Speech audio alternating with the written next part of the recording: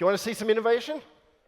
All right, let's do it. So I have the great privilege of sharing with you some of the exciting innovation that our engineering teams have been cooking up. We've been walking through this for some time. But just think about the journey we've been going through. Lonnie mentioned this. I remember back in the day when AEM was delivering M.dot sites for mobile, and it was cloud ready, and now it's cloud native. What is this next journey as we think about AI and how we can really start to leverage that?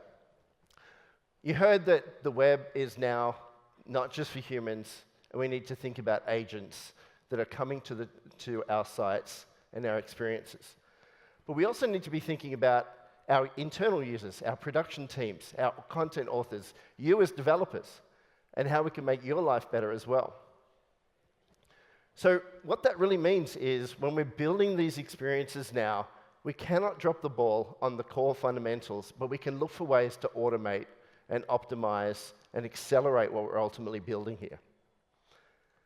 The team have been working hard on these new AI services and agents that I'd like to share with you. We're making these available where you are: managed services, cloud services, edge delivery services. And we think this is really exciting for both our commerce customers and for our experience manager customers. So let me walk you through some of these exciting innovations. Let's start with the very core foundation of AEM and how you get to the current capabilities. We have a number of APIs within Experience Manager. For some time, you've been able to do anything you want, but you'd have to know Java. You'd have to go and write the code. You'd have to go and deploy it. You'd have to wait for a pipeline to complete, etc. But progressively opening up these APIs in an open manner. Now, adding just recently the ability to create and update a page, being able to deliver content fragments.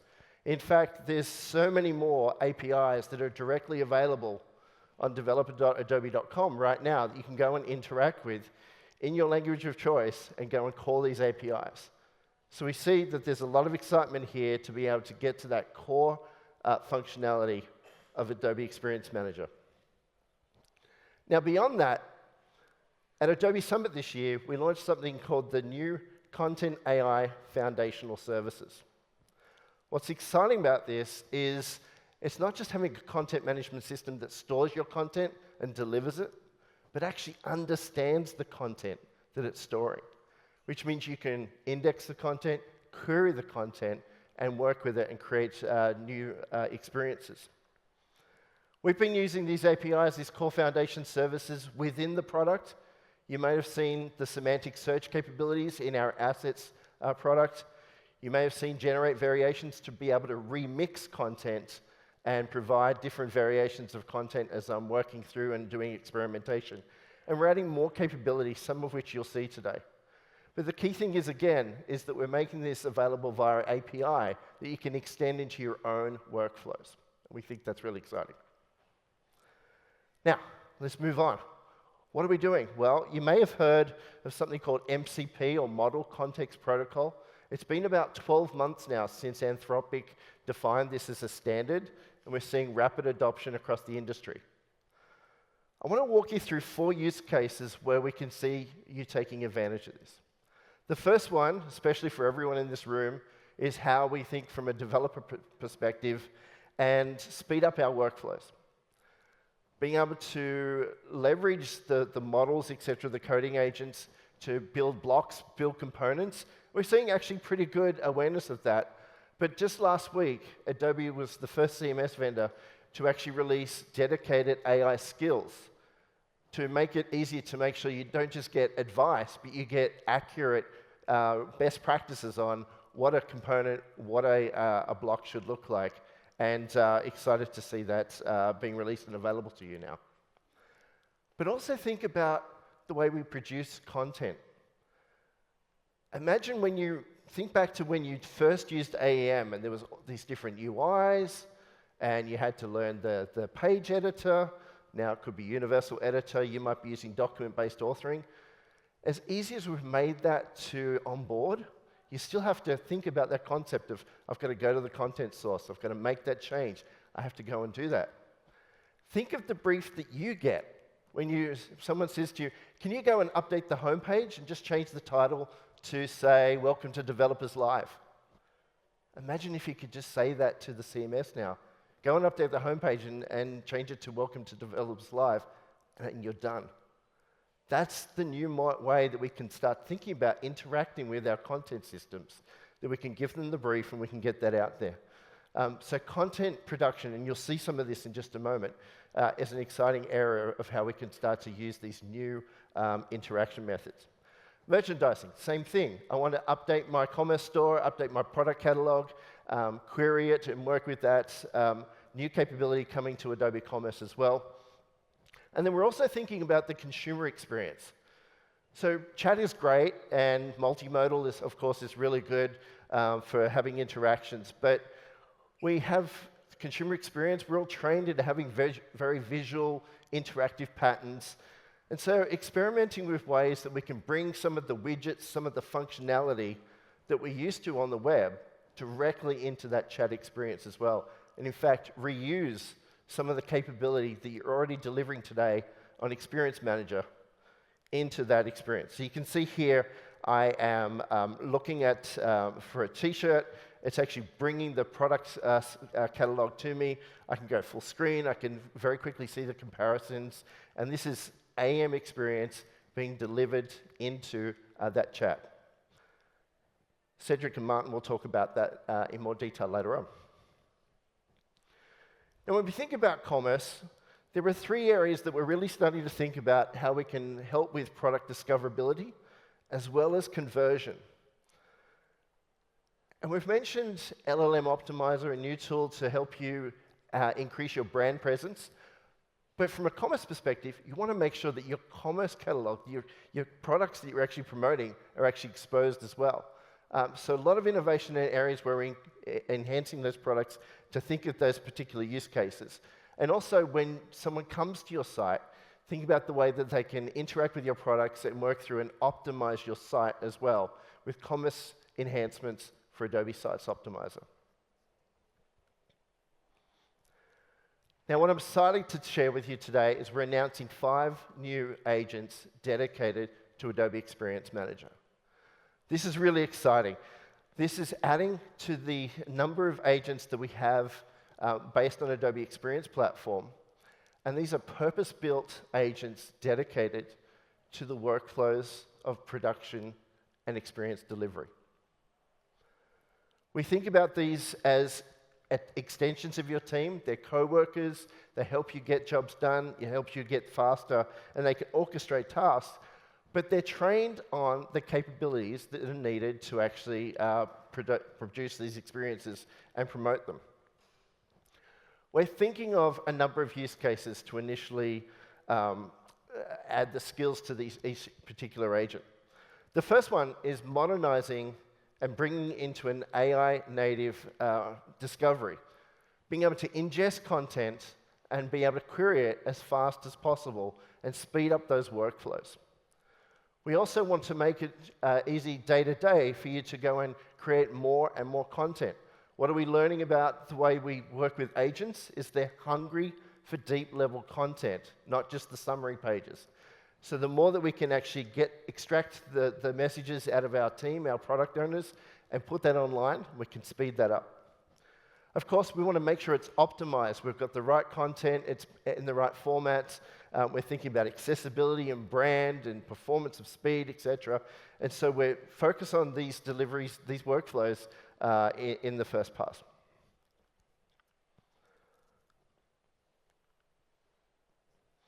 So what defines an AEM agent? As I mentioned, these are purpose-built around a specific outcome. We're not building a generic framework. We want to make sure that the agent has a task that can assist with you on day one. We're keeping you all, the teams in the loop, but in the back seat. You don't have to be steering and controlling every function. You can give it a task and have it come back to you with the results, with the transparency you need to trust the output. Best of all, you don't have to go and re-platform to take advantage of it. We'll meet you where you are on managed services, cloud service, edge delivery service. Now, what does this look like? Where do the agents surface? Well, it could start in Adobe Experience Manager, and these will show up as within the AI assistant. But we also believe that they need to be where you are, where your users are. So you'll see a number of logos on the screen. We'll see some examples in a moment. I could be in Jira updating a ticket and being able to call on an agent to help me with that process. I might have my own agents that I want to interact with as part of a broader workflow. All of these agents are part of the family within the Adobe Experience platform that allows us to pull from other Adobe products into the workflow and continue it into Adobe Experience Manager. All based on standards, MCP, and agent-to-agent as well. So when we come back to these use cases, we think of how do we produce experiences faster without compromise. I want to walk you through a few items of some of these agents before we get into the first demonstration. The Experience Production Agent helps you update content faster and make sure it's on brand and ingest that content.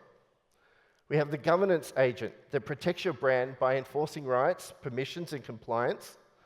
The Advisory Agent, which acts as a content strategist and a search partner. We have the Content Optimization Agent, which optimizes media and experience performance dynamically. And then finally, especially for this room, the Development Agent, which it helps you troubleshooting, doing build automation, and ultimately getting to that great experience. So to bring this to life, let's bring our first demo onto the stage. Shankari. Welcome, Shankari. All right. How many of you are excited this morning? Woo! All right. Thank you, Mark. This is not just the coffee. I am so excited to be able to share this with you this morning. And it's not just going to be me.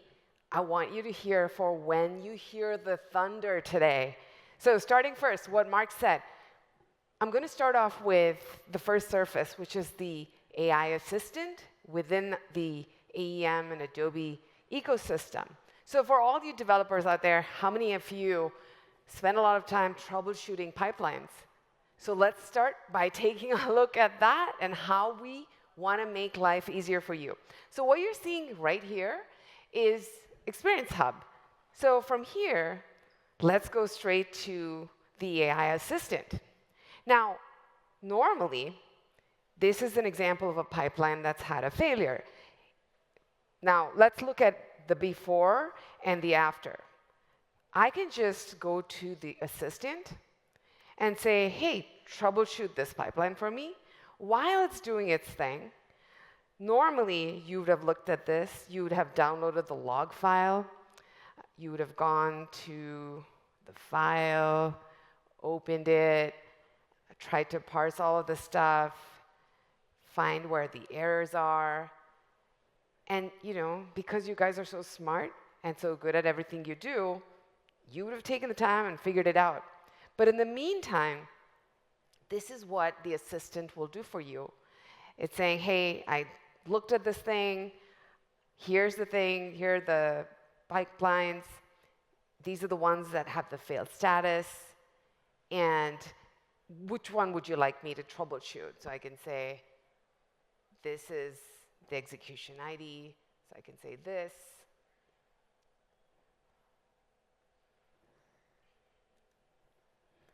So now it's going to troubleshoot it for me. And while it's doing that, you can imagine it's going to tell me by looking through the log files where the errors are. It's going to make recommendations on exactly what I may need to do in order to fix it and be able to run that pipeline again. Of course, what I'm seeing here is the demo gods not working with me this morning. Maybe we'll come back to this in a bit, but I will be able to show you, there you go. So right here, it says, hey, here's the errors that we found. This is the full file that we looked at. Here are the problematic lines, line 57. Not only that, it's giving me remediation steps. It's saying, you can fix the syntax here. Here's the before and after correction. really, really getting into the details, making your life that much easier. So how many of you are looking forward to using the assistant to help make your lives better? Woo! I'm hearing the thunder clap. I hope you do. OK, moving on next. This is an example of I'm a marketer, I'm in Jira, and this is what Mark said about Adobe meeting you where you are in your context. So I want to make changes to this page. I can just, normally I would have given my instructions in Jira, worked with my engineering team. There may be a sprint. I wait a few days, a week. They do their thing. I come back, look at it, and that's how many days it takes. Now, let's take a look at this.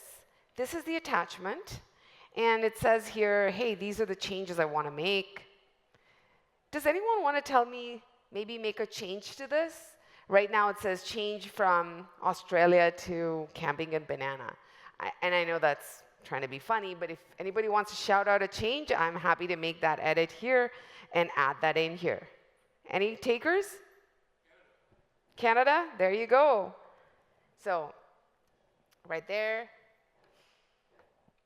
I save this, and then bring this into, I edit this file, add that one.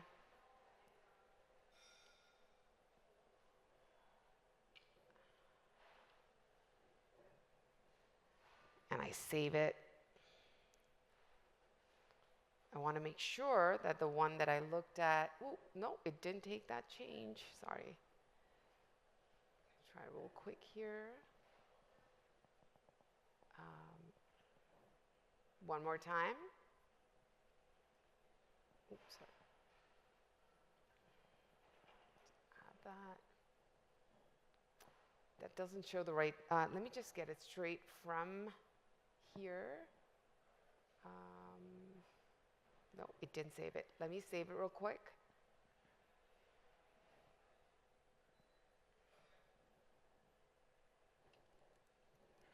There you go.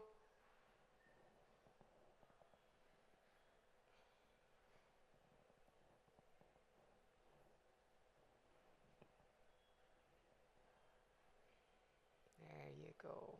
Save that. OK, so now I just go into my Jira here, and I say, hey, agent, process what's in here. And while it's doing that, this is what it looked like. So now it's going to tell me step by step what it's going to do based on what it's reading in my attachment, in my annotations. It's working on that. And it's kind of cool. It'll go through all the steps. It'll tell me what it's doing. It's already started working on this. It's telling me that, which is kind of cool. And it can tell me where I can go to see. Now it's already started. It's doing step 1, step 2. And you get a preview of all the other steps it's going to do. It's going to upload the images, copy the existing pages, and so on. And it doesn't actually take that long, especially if you put into perspective what I just said. It might have taken you a week to work with your engineering team for them to come back, and then you look at it. Now it's done. Guess what? I can preview this. There you go, Canada, just like you wanted. The best part is it's saving it as a version. It is not doing anything that would freak anybody out. You have a version. You can look at it. You can review it. And then you can choose to approve it. Gotta love this, right? Now, my final and third demo for the day is, the thing that you've all been hearing about. So I'm going to jump over the exciting bit that you're going to see later on today, which is the from Figma to your site. So just imagine that that's happened. Now that that's happened, the hard, heavy weightlifting has happened. Now your team wants to finish the finer changes. So you can come in here. This is what it looks like. And you can say, hey, I want to make some changes. I want to change the background of the hero. I want to do some stuff to the call to action, all this stuff. So I can just do it through my experience production agent right there. And you see how it was to begin with. And now it's telling me, OK, I've got your changes. Let me make these changes. I'm going to use these colors. I'm going to make sure there's contrast. I'm going to swap the stuff. It's already done the swapping. It took the image from the right to the left. You can see that. And while it's working on the rest of it, making the text higher in contrast and so on, let me show you some of the stuff that's happening. If you go to the code, it's already highlighting where the changes happen. So you don't have to struggle with, hey, I want to know exactly what happened. It's all highlighted right here for you. And the preview, you can take a look at it as it's making those changes. Tell me you hear the thunderclap. Come on. You got to love this, right? So right there, I love it. And you can go straight and you can say, hey, I want to push this code because I saw it. I approve it. And you can say, I want to push these codes to my Git. Select where you want it to. Confirm. Voila. That's it. Think about how much easier that is. I am so excited. It is not the coffee. It is what we have to share with you. I hope you get to get your hands on these tools as soon as possible. Thank you so much. Thanks, Shankari. What do we think, right? That's exciting. I mean, the amount of drudgery process. Can you update this headline for me? We can start to offload that and focus on the fun stuff, the things that are really going to raise the bar as far as the actual experiences. Now, these agents will be available in 10 days' time. So late November, we are planning to make them available to you so you can start testing these out. But we're not done. Let's get into the next section here. We want to up-level our site experience. So the site itself is starting to hum. We're speeding up our workflows. How do we think about the consumer? And we're all using LLMs now. We're all chatting. We're getting used to that experience. What happens when you come to our site and now I have to go back to wading through pages, etc.? So how do we start to bring that experience in? At Adobe Summit, we announced something called Adobe Brand Concierge. And Brand Concierge really allows you to exactly that, up-level that experience. So rather than me talk about it, let's bring on our next demo presenter to bring it to life. So let's welcome Cecily.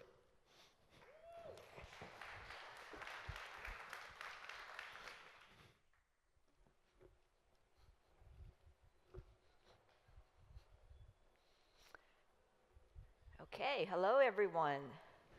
Let me just make sure the demo is up and running on screen. Okay, so for today's demo, so welcome to the Brand Concierge demo. Today we're actually going to take a look at an example implementation of Brand Concierge live on adobe.com. So you can actually check out the experience yourself. We are at a limited traffic, about 10% on the .com homepage, and then we're also at full traffic on the Creative Cloud web homepage, which I'll show you. So, so now imagine you're the developer for adobe.com, and you're being tasked to solve a key challenge on the site, which is how do we help visitors to quickly find the right Creative Cloud product for their creative needs? So if you're not familiar with Creative Cloud, it's apps such as Photoshop or Adobe Express. So a visitor might come onto adobe.com and say, hey, I really want to make a wedding invitation. Which app do I use? So these are like frequently asked questions for which if you can imagine, different visitors have a lot of different use cases. So it's a great use case for developing a conversational AI to help cater to respond to visitors with a variety of different questions and needs. So, so first I'm going to show you the runtime demo, and then we're going to switch over to go under hood to look at how to configure some of these. So as a developer, what are some aspects you might want to think about when you're configuring or tailoring a conversational AI for your brand-owned digital properties? So you might want to think about the different aspects of of the user interface, how you want to guide the visitor to interact with the concierge. Do you want to add suggested topics? Do you want to add different type of image card to really inspire user to see what it looks like? So this is an example where you can have different types of UI implementation customized and configured according to your brand's needs. So, and this experience here, I'm showing you on the Creative Cloud homepage as an example. So back to the homepage. Let's say you're a visitor and you start interacting with the concierge. It takes you into this conversational view. OK, which apps can actually help me combine, retouch, and remix my photos? So brand concierge is thinking and providing a response.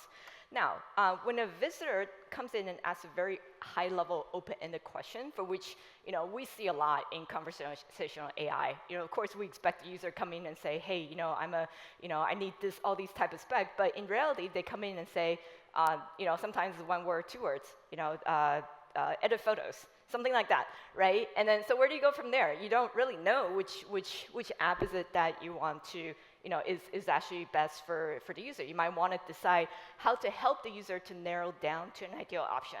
So, and you might not have all the answers up front. So this requires customizing the conversational flow. You might also want to think about what is the brand tone and voice that you actually want the concierge to converse with your visitor. Do you want to take a playful and creative tone, which well represents Adobe's tone of voice, or do you want to take a very serious and formal approach, right? So these are some aspects to think through. You might want to think about how to guide the user to next steps. So for example, do you want to take them to an ideal landing destination that's a product detail page, or do you want to provide source citations that helps user compare the different option that's being proposed here so they can help understand and make further considerations by reading about topics that they're interested in? Do you want, and it's also very important to provide a feedback mechanism so that your user can actually help you improve the quality of the conversation over time. So, to ability to gather this type of data and then being able to process that and fine-tune it in a simple and streamlined format is very important for conversational tuning. And then do you want to provide suggested topic, right? And so this user looks at the different options and say, hey, I really want to, I really want to learn more about Photoshop. So at this point, the user wants to ask more questions, and the concierge is thinking and processing. And one thing is that, you might want to detect the intent of the user. At some point, are they becoming more serious about a product and wanting to learn more about that product? You might want to create a, sorry, I just did something.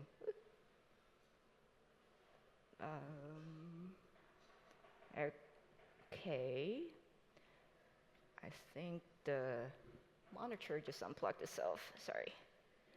Can I get tech support help? Or OK, it's back. There it is. OK, so as I was saying, you might want to provide a call to action to the user and say, hey, if you're really interested in Photoshop, do you want to take a look at some ideal plans and pricing? And this is an ideal stage of the user consideration for a user to consider different type of plans and pricing and subscribe. So these are all different types of consideration as you are thinking about customizing a conversational AI for your brand's property. And Brand Concierge can make it easier and faster to go from idea to launch. So now I'm going to take you under the hood and show you some of the configuration that can be done within Brand Concierge within the Agent Composer product. So, so this is the design time interface. And configuring Concierge includes 4 simple steps: creating a Concierge, adding your brand's knowledge sources, define the concierge skills, and customizing your brand expression. So for this demonstration, I'm going to demonstrate a view that's being pre-configured so that we can go through the key details. So for example, for the knowledge sources, so Brand Concierge supports Adobe Experience Manager out of the box. And you can also add the brand's web URL or product catalog over here. So so the web URLs can be provided and added to the Elicit dataset, and that becomes your own brand's data that you can provide to the concierge so that it always has the most accurate information. and you can add your own product catalog with a specified product URL link as well as destination, and so they can all be customized and configured according to your needs. Next, we're going to configure the skill sets, for which, there's some errors here. All right, so we're going to, so lots of errors here. But the product advisory skills is a skill defines what a concierge can do. So these are unique customer journeys for which the brand concierge can customize the conversational flow, and you can look at we can provide details such as training concierge on business rules, or if you want the concierge to follow things such as prioritizing certain recommendations of product, or manage governance or out-of-scope scenarios. Next, we're going to look at the brand expression, for which I've mentioned earlier, brand expression setting is where we make the concierge sound like your brand. So you can choose tone and style such as, do you want formal or casual, and do you want, serious or playful? Do you want calm or enthusiastic? These are brand tone dimensions that are backed by user research, so you can easily configure these for your conversational AI. You can also customize response length from concise, moderate to detail to cater the conversation to your target audience. Now, once you finish the configuration and the initial setup, you can preview and share features so that it's easier and to share for feedback. This enables quick iteration for improved accuracy. So for example, this is actually a simulated runtime environment in the preview for which you can actually interact with the concierge live, and it's spinning in the background. If you ask them, I want to touch up and enhance my photos, it actually generates a response so that you can quickly make changes within the concierge and iterate for feedback. So you can also look at the mobile view, so you can toggle back mobile and desktop to check for responsiveness. Once you're done with iterations, you can have this share link for which you can actually send the web link to your teammates so that they can provide their feedback, and you can collect those feedback and continue to iterate on the concierge. So that is the iterative process. And then once you finish iterating, you might want to launch a concierge and start ramping up the traffic. So we typically start at something like 5% traffic, and then we gradually ramp it up to full traffic. And so here you're seeing that there are ways you can monitor, how many people are actually talking to concierge, what are the conversation, what are they actually saying. So this report button over here, I'm going to expand it, can show you example data such as, how many conversations you're having per day, and what can we learn from the user? For example, what is the feedback they're providing? Is it positive or is it negative? And you can look at things like number of turns. Are we having lots of turns per conversation or less turns? And whether or not what is the user intent? Are they kind of just here doing this part discovery, or have something be moved down to the conversation or conversion stage? You can also look at some of the top products that are recommended, and that will give you a lot of insight in terms of what is the customer looking for and what is actually being recommended and what is the most popular thing that the user is discussing. So these are all very important product data that is going to help you further, very important for testing and ongoing improvement that can help you further fine-tune the concierge. So yeah, so thank you for the time to look at the brand concierge demonstration, and thank you.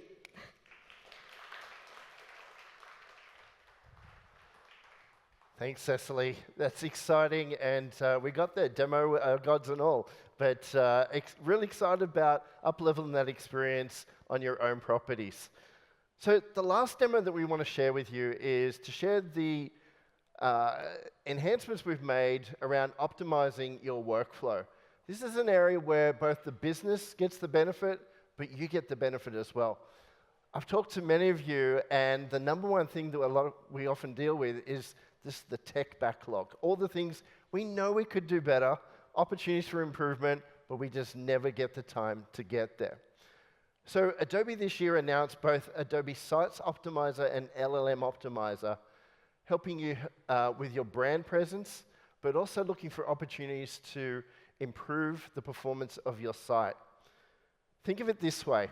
For your off-site properties, the LLM experience where your consumers show up, LLM Optimizer helps you make sure that your brand presence stays up, you're showing up for the right queries as people are interacting and asking questions. How do you make sure that the results include your brand, that you get mentioned, that you get cited? But equally, when people come to your site, you want to make sure that the site is performing well, not just for SEO, but also the actual conversion moving through the site to get to that ultimate conversion event. Now, I've been doing a number of enhancements in this area, but let's bring Deck onto the stage to bring it home with the last demonstration. Welcome, Deck.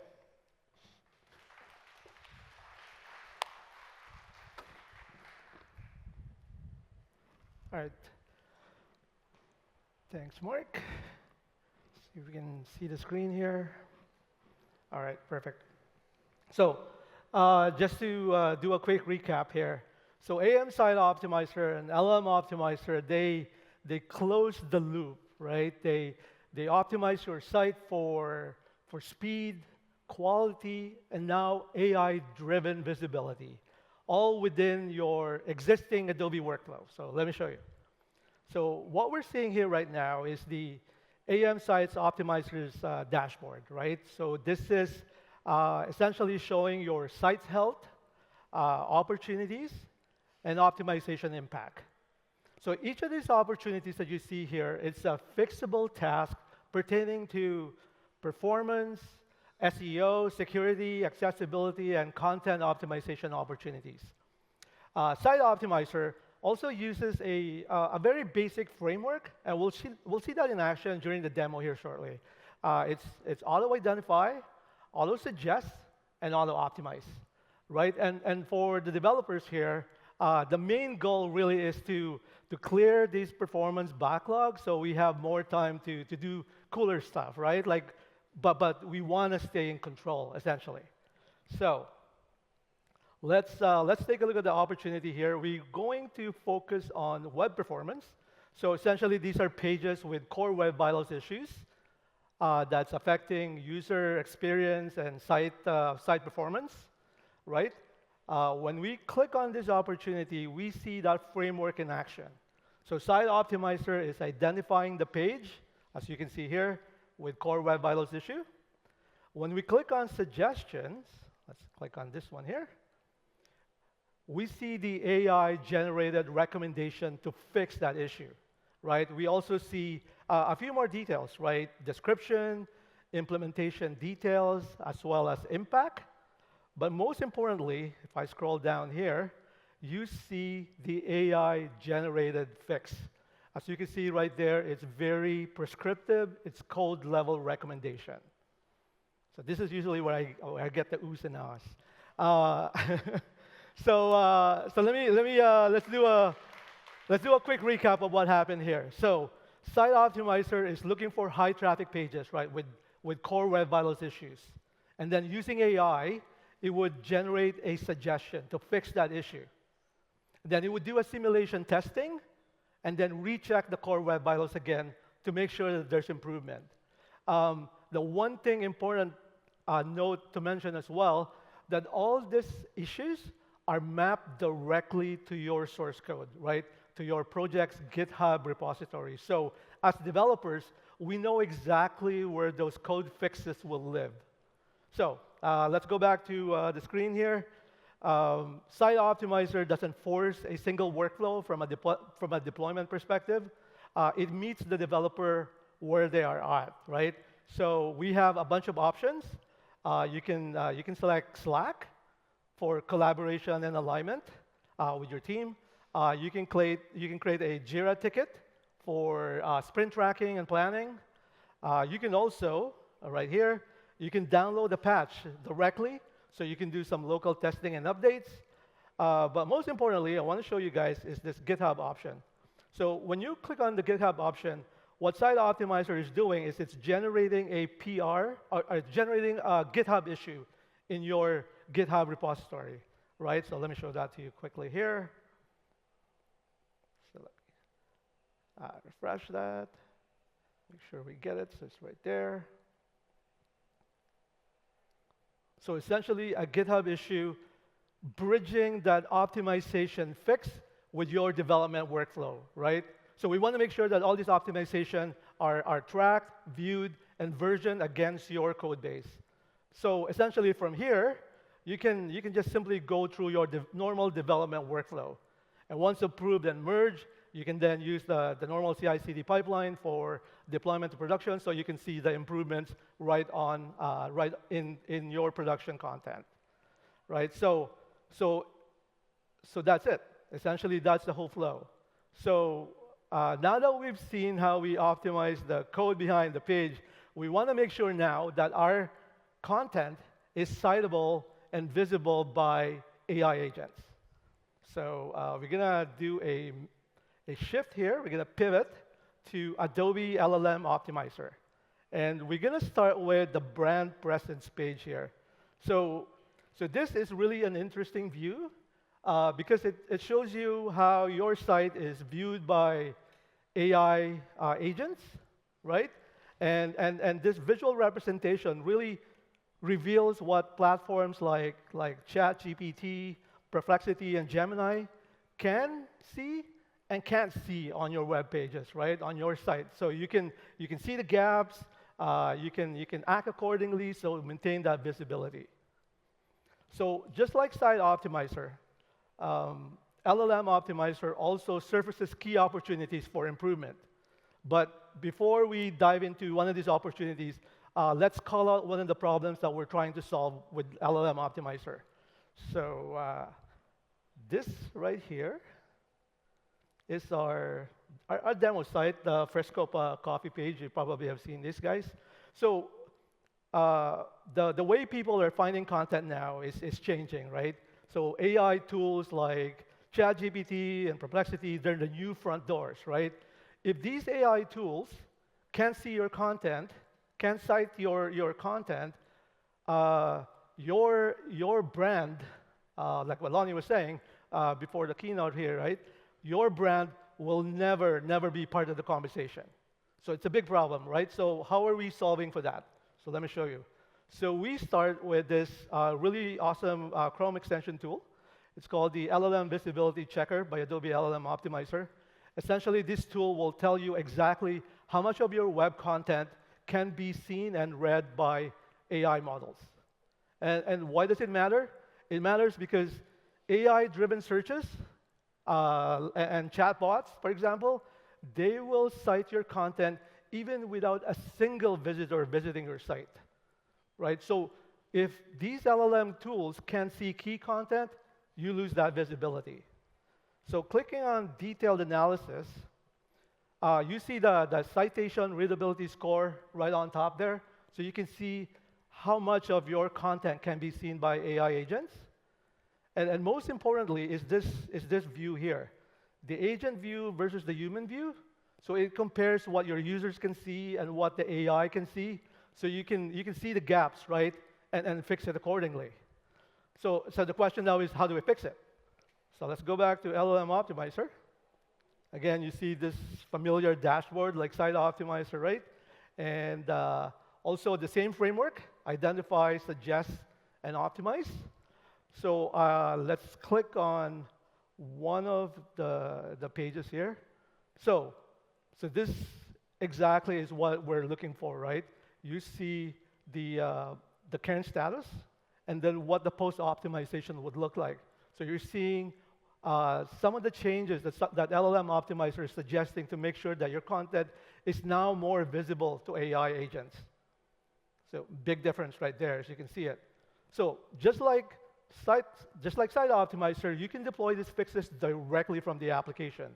So with LLM Optimizer, if I click on this deploy optimization, it will deploy all these content fixes and changes directly into the CDN. Yeah, so there you have it, folks. Site Optimizer, LLM Optimizer, together they optimize your site for speed and now for visibility in this new AI age. Most importantly, not tomorrow, but today. This is happening now. So thank you, guys.